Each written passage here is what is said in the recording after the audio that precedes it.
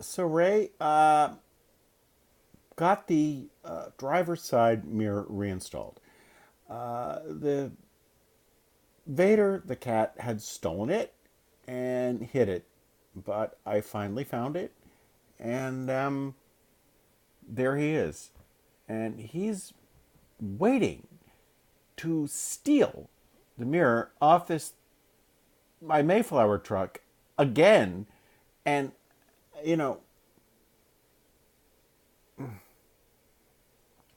I don't know if there's enough glue in the world to hold this thing on. Anyway, so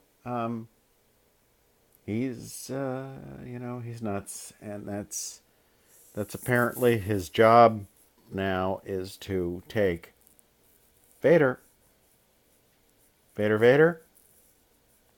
My God, it's hard to take a video or a photo of a black cat. So Vader, stop it. Just let's come on. It's my toy truck. Stop it.